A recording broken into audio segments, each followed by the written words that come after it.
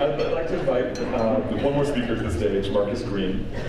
Marcus is a tutor at Rainier Beach Tutoring Center and the writer of the South Seattle Emerald newspaper.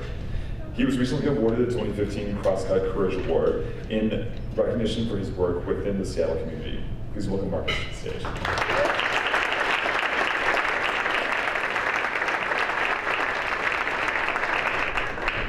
Thank you.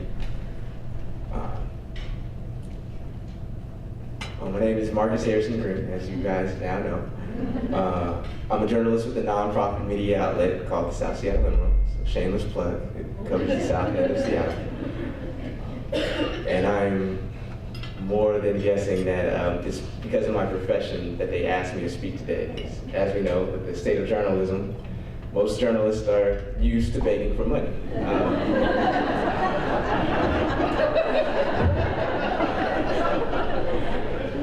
That being said, besides working in the struggling industry, I've also volunteered with my mother for the past 4 years at the Lake Washington Apartments YTP program in Rainier Beach. I know we've heard tremendous stories today about the miracles the program has performed in the lives of so many students. But to be honest with you, I volunteered for these last 4 years because of truly selfish reasons. As a journalist, I bear witness every day to the failures of our society. As someone who grew up in Rainier Beach, I saw firsthand how many youth grew up believing themselves to be stupid, believing themselves inferior to others in the city, believing that their opportunities in life were limited to the few blocks around them. Those beliefs impoverished their ability to dream. Both as a journalist and a resident of a neglected area, I'm close to a world that is cruel and imperfect. A world that privileges some over others. But for 2 hours a week, I get to take part in something that is spectacularly beautiful. I get to spend time with children in an environment that fosters creativity, imagination, and compassion. I get to see children who have given up on themselves, given up on trying, giving up on hoping, transform into engaged and involved young people. I get to see them in this spirit that has, in this time that they have a high degree of self-worth, that they firmly believe that nothing in life cannot be achieved. This belief is stoked by the adult that they have sitting next to them who helped the child accomplish what they thought was impossible, whether that be passing a math exam or finally completing the Cat in the Hat. For 2 hours every week, I get to see our society's triumphs. I get to see hope exemplified in children who overcome language barriers, learning disabilities, and violent neighborhoods to arrive at success again and again and again. And so today, I know we've spoken so highly of dreams, but I'd rather talk about reality for a moment. Because all dreams are, after all, are simply realities that have yet to exist. It is a reality that you can ensure every single child in this program has the same firm footing in life as any other child in the city, whether they live in Rainier Beach or Magnolia.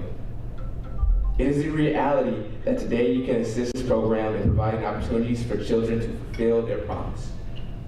It is a reality that you can narrow the opportunity gap so many of them face. As my mother who volunteers with me is fond of saying, Marcus, as unfair and unjust as this world can be, it is not your fault that you come into this world as it is, but it is your fault if you leave it that way when you go. In the last 2 years, she's worked with 2 special needs students every Monday and Wednesday, and though her students often test her patience, she witnesses their success when they, after finally making it through green eggs and ham, remark, I did it, Cynthia. Because of you, I did it. And she returns words that her students really need to hear and rarely do. She tells them, no, it's because of yourself that you did it. Because of yourself, you did it. This youth tutoring program lifts these students up because of people who are generous with their time and dollars. It exists because of people just like my mother, who refused to leave this world and its children as they found it. And she promised me today that I would share with you that at 72 years old, a retired social worker, her only income is her Social Security check that she receives every month. And she donated $100 today to this program. And her nincompoop son asked her how could she afford to do that. And after telling me to mind my own business,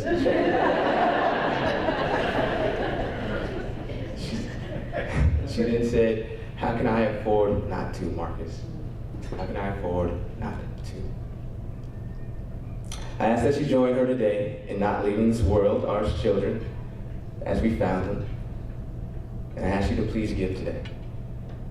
And in the spirit of this program's anniversary, please consider adding $25 to anything you were planning to give.